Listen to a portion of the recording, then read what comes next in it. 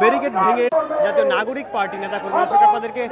কিছুক্ষণ আগে দেশ রূপান্তর লাইভে সংযুক্ত করেছিলাম, যেখানে দেখানোর চেষ্টা করেছিলাম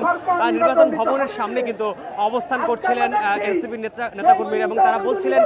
নির্বাচন কমিশন সংস্কার সহ বেশ কিছু দাবিতে তাদের এই অবস্থানটি তাদের ছিল। এবং এই মুহূর্তে অর্থাৎ প্রায় আড়াই ঘন্টা এখানে অবস্থানের পর বেলা 1:30টা নাগাদ কিন্তু তারা হঠাৎ করেই পুলিশের এবং আইন শৃঙ্খলা বাহিনীর যে ব্যারিকেডটি ছিল সেই ব্যারিকেডটি ভেঙে কিন্তু নির্বাচন কমিশন পুনর্গঠন এবং স্থায়ী সরকার নির্বাচন হঠাৎ করে কিন্তু নির্বাচন ভবনের সামনে পুলিশের যে ব্যারিকেড ছিল সেই ব্যারিকেড ভেঙে কিন্তু মূল ফটকের সামনে তারা চলে গিয়েছিলেন এবং সেই ফটক ধরে কিন্তু তারা ধাক্কা দিচ্ছিলেন। তবে আইন শৃঙ্খলা রক্ষাকারী বাহিনীর সদস্যরা এবং এনসিপির যে কেন্দ্রীয় নেতৃবৃন্দ যারা রয়েছেন এবং সিনিয়র নেতৃবৃন্দের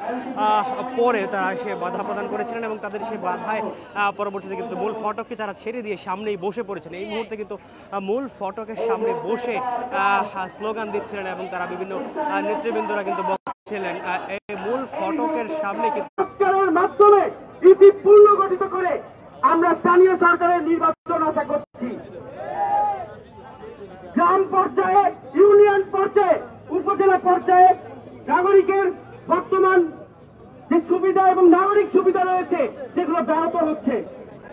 স্থানীয় লোকজন এবং নাগরিক আওয়ামী প্রার্থীর দ্বারা ভোটে নির্বাচিত তাদেরকে এখনো কেন সেই ইউনিয়ন পরিষদের চেয়ারম্যান এবং মেম্বার হিসেবে তাদের নাগরিক সুবিধাগুলোতে সিগনেচার করার অধিকার থাকবে। নেতৃবৃন্দরা যে বিষয়টি বলছিলেন বিগত আওয়ামী লীগ সরকারের আমলে এই নির্বাচন কমিশন গঠন করা হয়েছিল এবং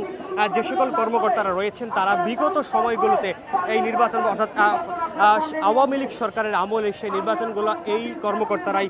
পরিচালিত করছিলেন এবং যার কারণে বর্তমান সময়েও সেই আওয়ামী লীগ সরকারের আমলে নিয়োগ পাওয়া সে সকল নির্বাচন কমিশনের দায়িত্বপ্রাপ্ত কর্মকর্তারা কিন্তু রয়েছেন। যার কারণে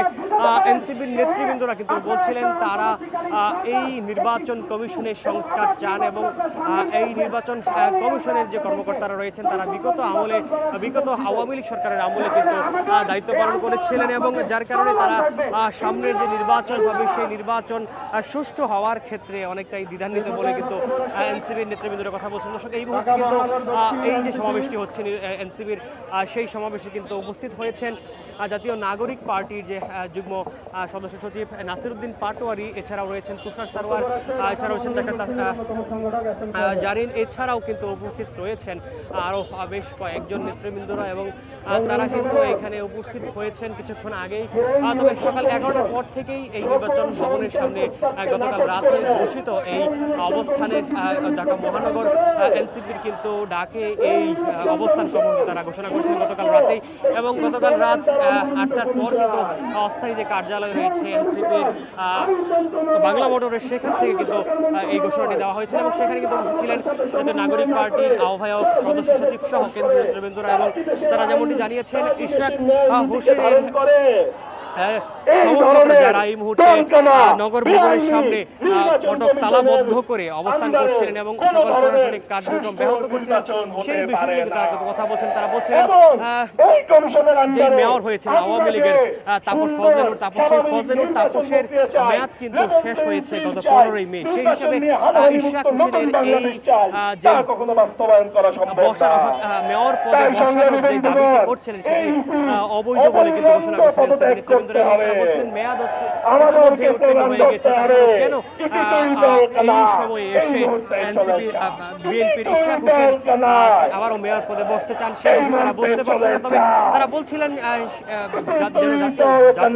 নির্বাচনের আগে যেন গণপরিষদের ইলেকশনটি হয় সেই বিষয়টি কিন্তু তারা কথা বলছিলেন। ব্যারিকেডটি ভেঙে নির্বাচন ভবনের মূল ফটক চলে গিয়েছেন এবং সেখানে কিন্তু তারা বসে পড়েছেন এবং তাদের কেন্দ্রীয় নেতৃবৃন্দের কয়েকজন কিন্তু এখানে উপস্থিত রয়েছেন। এছাড়া কিন্তু আইন শৃঙ্খলা রক্ষাকারী বাহিনীর সদস্যরাও মূল ফটকের সামনে তারা দাঁড়িয়ে আছেন।